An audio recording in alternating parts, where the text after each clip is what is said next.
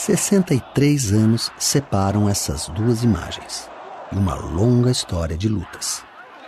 Em 1917, quase todos os trabalhadores de São Paulo entraram em greve. Em 1980, os metalúrgicos do ABC chamaram a atenção do mundo ao enfrentarem o regime militar. Mesmo separados pelo tempo, esses trabalhadores estiveram unidos por um mesmo propósito: garantir condições dignas de trabalho para todos. Um reajuste que não seja mais um reajuste de esmola, que não seja mais um reajuste de fome, mas um reajuste com dignidade. Muitas vezes, o movimento sindical foi além das questões trabalhistas. Ajudou a transformar e a influenciar os destinos do país.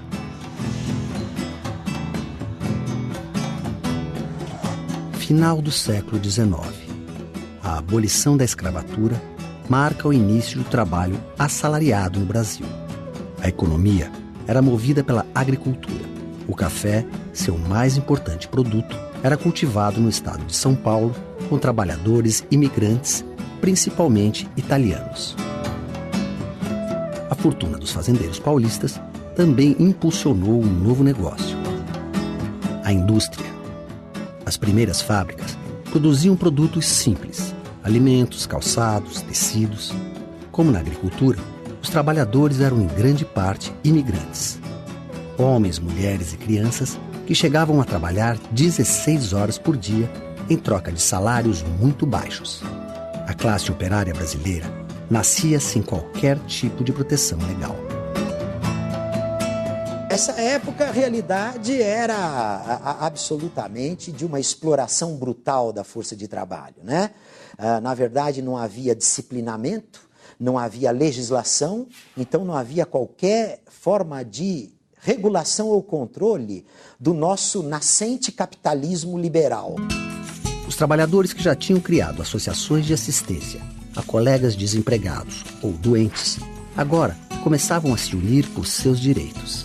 A partir de 1900, a organização de sindicatos cresce. E qualquer movimentação para lutar por direitos, seja a jornada de trabalho, contra o trabalho dos menores, contra o trabalho exploratório das mulheres e dos jovens, etc., era visto como caso de polícia. Então, o movimento nascente do sindicalismo no Brasil, quando ia para a luta, sofria forte repressão. Várias correntes políticas e ideológicas influenciaram o movimento operário em sua formação. Então você tem ideologias sindicais, né? Tem algumas ideologias que vinculam a luta reivindicativa dos trabalhadores com a luta por uma sociedade futura, mais igualitária, mais democrática. Tem outras ideologias sindicais que se restringem a apresentar as reivindicações presentes dos trabalhadores sem nenhum projeto de transformação maior da sociedade. E dentro de cada um desses dois campos tem inúmeras variantes. Mas sindicalismo sem ideologia não existe. Os socialistas fundaram o primeiro Partido Operário Brasileiro em 1890. Mas a ideologia que mais influenciou o sindicalismo nesse período veio com os imigrantes. Foi o anarquismo. O anarcossindicalismo é, digamos assim, uma fusão da velha ideologia anarquista com o movimento sindical nascente. O anarquismo é a revolta contra a autoridade. No caso do Brasil, o anarcossindicalismo pretendia o fim da propriedade privada, a construção de uma sociedade sem classes sociais e sem Estado. O anarcossindicalismo tinha a verdadeira ojeriza do poder, dos políticos e dos partidos. Ele era um movimento de ação direta, etc. Além de defender a conquista imediata de direitos, os anarquistas viam na luta sindical um caminho para derrubar o capitalismo. Estiveram à frente de grandes movimentos, como o da Greve Geral de 1917, que envolveu trabalhadores de várias categorias. Essa greve parou a cidade de São Paulo por cerca de um mês, foram cerca de 70 mil trabalhadores envolvidos nessa greve. O clima na cidade ficou, sim, um clima de guerra civil. Houve muito tiroteio no Brás, na Moca, na Lapa, na Barra Funda. morreram operários, houve muitos atos públicos tensos e de grande demonstração de força da classe operária. Ao final, grevistas e empresários chegaram a um acordo: 20% de aumento salarial e libertação dos operários presos durante a greve. Ao longo dos anos de 1930, o sindicalismo ainda passaria por várias transformações, inclusive novas formas de representação. O grande problema de um sindicalismo anarquista é que ele chega até um momento, e quando você precisa, então, ter uma influência política, uma influência no poder para criar, por exemplo, uma legislação protetora do trabalho, etc., ele tem uma certa dificuldade. Então, a formação dos partidos políticos ligados à classe trabalhadora, como foi o exemplo do Partido Comunista Brasileiro, mostrava que era exatamente para vir superar esses limites do anarcossindicalismo e a necessidade da classe trabalhadora também ter uma ferramenta de luta política para influenciar as políticas públicas, o poder do Estado.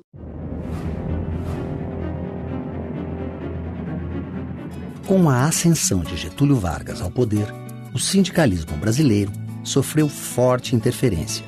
O Ministério do Trabalho, da Indústria e do Comércio, criado em 1930, passou a controlar os sindicatos e a limitar a contratação de imigrantes a 1/3 do quadro de cada empresa. Existe um discurso para o público externo, que é o discurso de vamos proteger a nossa Força Nacional de Trabalho e, portanto, contrataremos prioritariamente trabalhadores nacionais. Esse é um discurso. O segundo discurso, que não é para o público externo, é exatamente a motivação, vamos nos proteger destes estrangeiros que têm nos perturbado desde o final do século XIX, com suas implicações anarquistas e, posteriormente, com suas vinculações comunistas. Com as relações trabalhistas regidas por lei, agora não só os empregados, mas também os patrões podiam se organizar em sindicatos. Nós teremos a criação de um imposto que passa a ser cobrado obrigatoriamente dos trabalhadores. Essa contribuição é recolhida para o governo, mas depois ela vai ser, parte dela, passada para a organização sindical.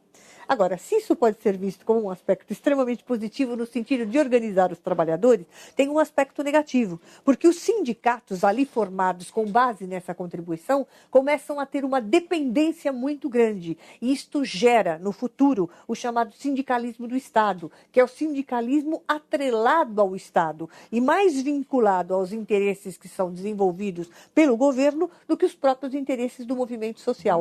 O sindicalismo tutelado pelo Estado nasce em um momento de forte expansão da indústria nacional, especialmente da indústria de base, como a Companhia Siderúrgica Nacional. Na verdade, o Estado brasileiro tenta montar uma estrutura corporativa buscando harmonia nas relações entre trabalho e capital, evitando conflito. Para quê? Para administrar o desenvolvimento da indústria, o desenvolvimento nacional. Com o mesmo rigor que controlava o movimento sindical, Getúlio oferecia contrapartida aos trabalhadores. Criou o salário mínimo, férias anuais de 30 dias e a Previdência Social, direitos que ainda hoje são garantidos pela CLT, a Consolidação das Leis do Trabalho. O trabalhador brasileiro possui hoje o seu Código de Direitos, a sua Carta de Emancipação Econômica. Ele sabe perfeitamente o que isso vale. O Estado varguista, até os anos 45, criou uma estrutura sindical de controle praticamente dizendo, vocês não precisam se sindicalizar, deixa que o Estado cuida de vocês. No entanto, o mundo do trabalho e a economia capitalista têm contradições maiores do que os desejos dos governantes. De 45 a 64, nós vimos intensa mobilização do movimento sindical, tentando escapar desse controle do varguismo. Greves importantes, formações de centrais sindicais, uniões sindicais, movimentos de unificação dos trabalhadores. Por quê? A própria legislação sindical não contém as reivindicações dos trabalhadores. Em julho de 1962, com uma greve nacional, os trabalhadores conquistaram um antigo sonho, o 13º salário. O presidente era João Goulart, que havia se lançado na política com o apoio de Getúlio Vargas. Jango, como era conhecido, deu mais atenção às questões sociais. Trabalhadores e organizações populares ganharam espaço. Mas foi um período de turbulências. O mundo vivia sob influência da Guerra Fria. E no Brasil, as classes conservadoras temiam uma guinada do governo de Jango ao comunismo. Ele começou a olhar para a esquerda, para o mundo do trabalho e falou: ou eu faço medidas, ou então eu perco a minha legitimidade. Isto, evidentemente, acabou sendo uma ameaça brutal para as elites golpistas que já desde a década de 50 já eram anti-Getúlio, antinacional, antidesenvolvimentistas e queriam um país mais subordinado aos interesses internacionais. 1964. Um golpe militar depõe o presidente da República e estabelece uma ditadura militar que duraria 21 anos. Ao longo desse período, o regime tornou a censura, a perseguição e a tortura práticas legais. Os atos autoritários atingiram profundamente a sociedade e o movimento sindical. Mais de 500 sindicatos sofreram pressão e intervenção. O golpe, o que ele destruiu em pouquíssimos anos foi com a organização sindical e com a organização política dos trabalhadores. Vários sindicatos tiveram a diretoria cassada e ficaram sob intervenção.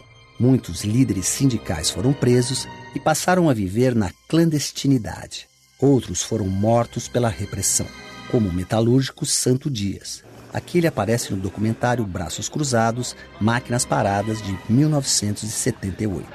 É hora de união, foi. Sem união não há direito, sem luta não há vitória.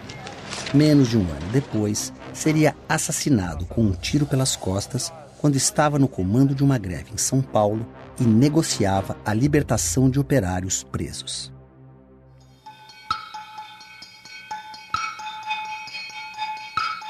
As manifestações da sociedade contra a ditadura eram intensas, mesmo com as reuniões públicas proibidas.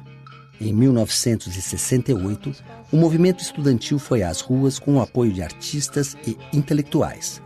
100 mil pessoas exigiam a volta da democracia. Vamos passear nas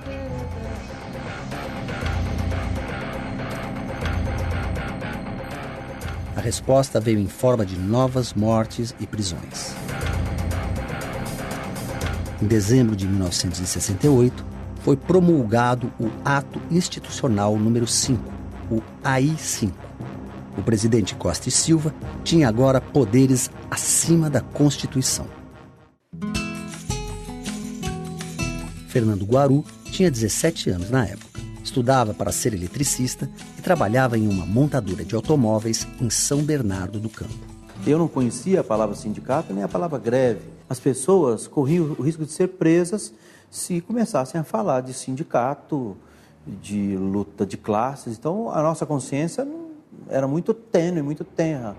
Proibidos de entrar nas fábricas e fazer reuniões públicas, os sindicatos traçavam estratégias para chegar a trabalhadores como Guaru. O que começou a acontecer, o diferente, que o sindicato vinha até a porta da fábrica.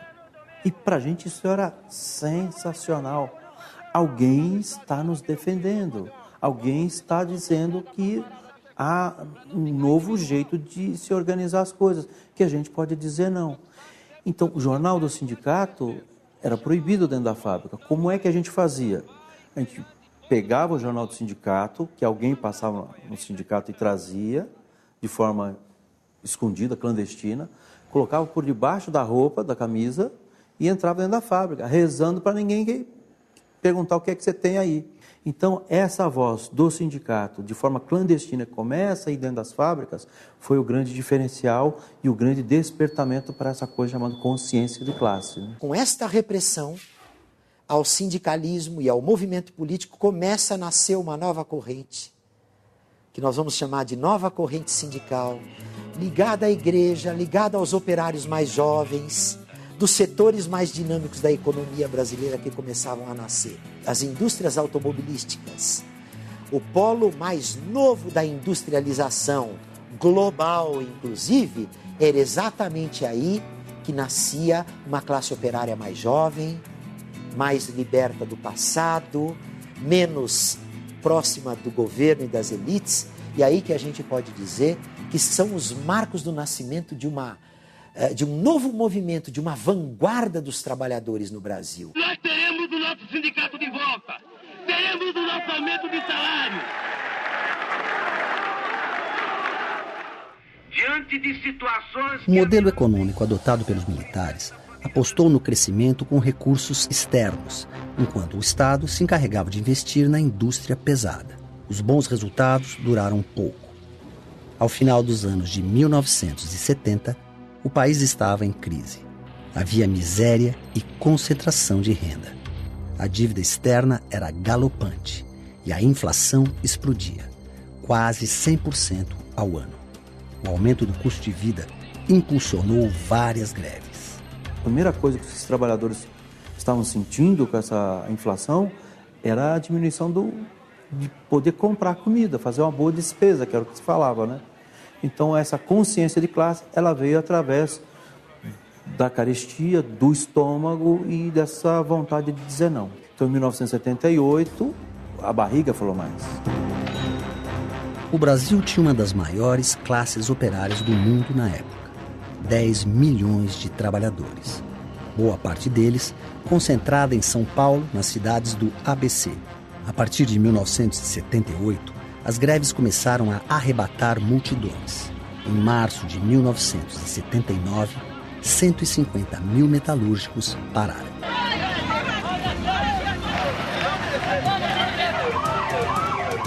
Em 1980, existe um endurecimento por parte dos patrões. E junto com esse endurecimento na mesa de negociação, existe uma repressão por parte do Estado proibindo de fazer assembleias. Os trabalhadores, então, saem às ruas em passeatas e manifestações que também são reprimidas. Marechal Deodoro é o nome de uma avenida muito importante aqui em São Bernardo do Campo e foi palco das nossas lutas, passeatas, caminhando. Os capítulos me vêm à mente. Era cavalaria, era gente correndo, gente fugindo, gás lacrimogêneo. A greve de 1980 dura 41 dias. Lula, então presidente do Sindicato dos Metalúrgicos de São Bernardo do Campo e Diadema, é preso junto com outros 14 líderes sindicais. No estádio da Vila Euclides, milhares de pessoas se reúnem no dia 1º de maio para protestar e pressionar o governo. Eu estava entre milhares e milhares de pessoas e eu não conhecia essas pessoas. Todos os trabalhadores, eu não conhecia assim pessoalmente. Encontrei um companheiro de trabalho e nós nos abraçamos e choramos porque nós estávamos fazendo o que era proibido. A greve que começa com a questão economicista, salarial, pela dura repressão que recebe, então ela descortina, coloca à mostra uma ferida brasileira. A ditadura militar e a proibição dos direitos mais elementares dos trabalhadores. O sindicalismo do ABC, logo ele percebe que para reunir todas essas reivindicações do mundo do trabalho e para reunir um movimento pela democracia, pelas liberdades, era preciso mais do que sindicatos. Era preciso criar um partido que representasse este conjunto de insatisfações e reivindicações.